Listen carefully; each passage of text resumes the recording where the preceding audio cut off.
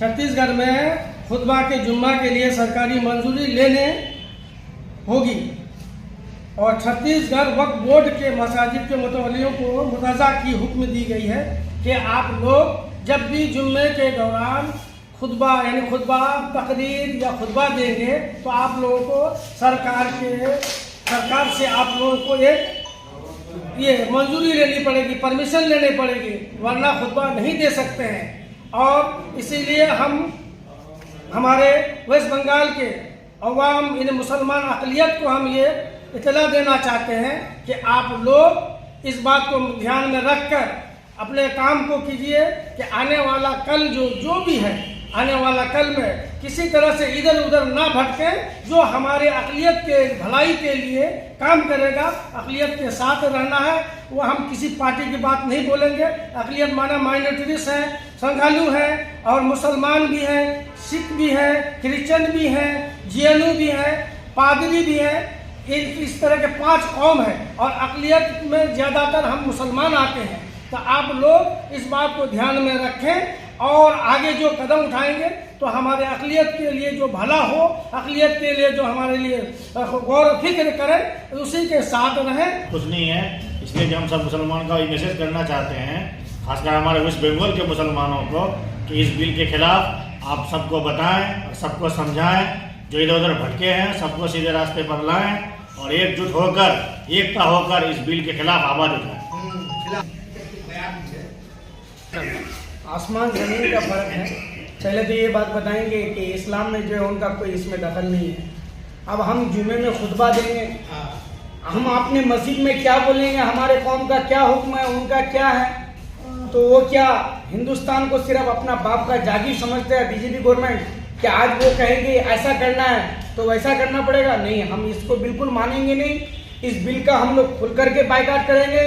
इसके साथ जो है वेस्ट बंगाल के हमारे सीएम भी जो है अपने जो है वो सेकुलर मिजाज की है, वो ना हिंदू देखता है ना मुसलमान देखता है। वो चाहते हैं कि जैसे हिंदुस्तान था उसी तरीके से हिंदुस्तान रहे और यही बेहतर है। इसी सोच का हमको गवर्नमेंट भी चाहिए और हम जो है उनके साथ तहे दिल से हैं, साथ में रहे हैं और रहेंगे। और इस बिल का बिल्कुल हम खिलाफ करते हैं और इसको बाइकाट करके ही दम लेंगे, चाहे हमारी जान निकल जाए।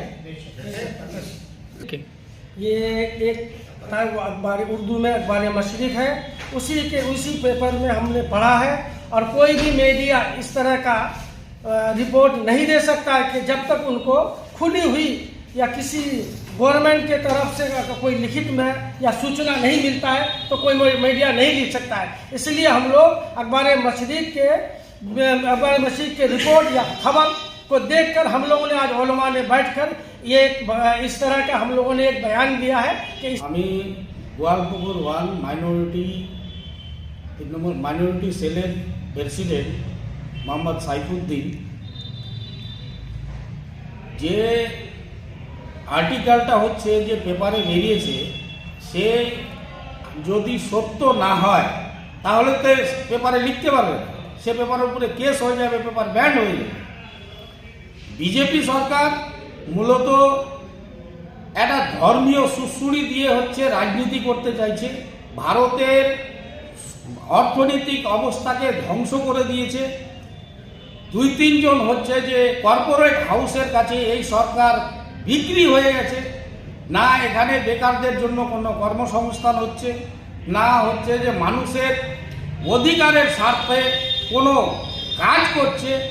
যেহেতু বিজেপি সরকার ভোটটাকে নেওয়ার জন্য, ক্ষমতা ধরে থাকার জন্য একটা ধর্মীয় সম্প্রদায়কে টার্গেট করে রাজনীতি করতে চাইছে। যদি এই আর্টিকেল যদি লাগু হয়ে যায়, আমরা মুসলমান সম্প্রদায়ের লোক শুক্রবারের দিন যে খুতবা হয়, সেখানে ধর্ম সম্বন্ধে আলোচনা হয়। এটা আলোচনা করার জন্য যদি পারমিশন নিতে হয় তাহলে তো আরও বিভিন্ন ধর্মের ধর্মীয় লোকের অনুষ্ঠান হচ্ছে, তাতে করে হিন্দুদের পূজা হচ্ছে, ও কীর্তন হয়, তাদেরও যে যজ্ঞ হয়, তাহলে তাদের ক্ষেত্রে পারমিশনের প্রয়োজন হচ্ছে না। এবং ইসলাম ধর্মের একটা মসজিদে খুতবা হবে, ধর্মীয় সম্বন্ধে আলোচনা হবে, সেখানে সরকারের কাছ থেকে পারমিশন নিতে হবে, এটা দ্বিচারিতা। এই দ্বিচারিতা আমরা হচ্ছে পশ্চিম বাংলার মানুষ, আমরা হচ্ছে এই দ্বিচারিতা সহ্য করব না। এর প্রতিবাদে আমরা হচ্ছে সোচ্চারভাবে এর প্রতিরোধ এবং প্রতিবাদ করব। এটাই আমি জনসাধারণকেও বলছি যে যারা আমরা পশ্চিমবঙ্গে আছি তারা একটু ভেবে দেখুন যে যদি এখানে বিজেপি শাসন আসে তাহলে আমরা কি ধর্ম আচরণ করতে পারবো? যদি খুতবাতে পারমিশন নিতে হয়, তাহলে হচ্ছে জলসা করতে গেলে পারমিশন নিতে হবে, একটা মিলাদ করতে গেলে পারমিশন নিতে হবে, আমাদের উরুসগুলো যে হয় হচ্ছে সেখানেও পারমিশন নিতে হবে। এই তার মানে কি আমরা সম্পূর্ণ ধর্মীয় অনুষ্ঠান থেকে করা থেকে বঞ্চিত হতে হবে। তাই আপনাদেরকে আমি হচ্ছে অনুরোধ করব, একটু ভেবে দেখবেন, ভেবে চিনতে হচ্ছে রাজনীতিক চিন্তা। সবাই বুঝতে পারছেন আজকে হচ্ছে সোশ্যাল মিডিয়ার যুগ, সবাই জানতে পারছেন। এবং আমি বলবো যদি কারো মনে সন্দেহ হয়ে থাকে তাহলে একবারে মস্তিষ্কের যে আর্টিকেলটা লিখেছে সেটাকে ভালোভাবে পড়ে নিন এবং হচ্ছে ভবিষ্যৎকে আমাদের সুরক্ষিত করার জন্য কোন দলে থাকলে হচ্ছে আমাদের সুরক্ষিত হবে আপনারা নিজেরাই ভাবুন এবং ভেবে চিনতে হচ্ছে বিজেপিকে পশ্চিমবাংলা থেকে প্রত্যাখ্যান করুন। না হলে আমরা যে বন্ধুত্বভাবে ভাইচারাভাবে আমরা সর্বধর্মের লোক এক জায়গায় বসবাস করছি, আমাদের মধ্যেও এই ভাইচারা বন্ধুত্ব এরা বিঘ্নিত ঘটাবে। এই বলে আমি আমার কথা শেষ করছি।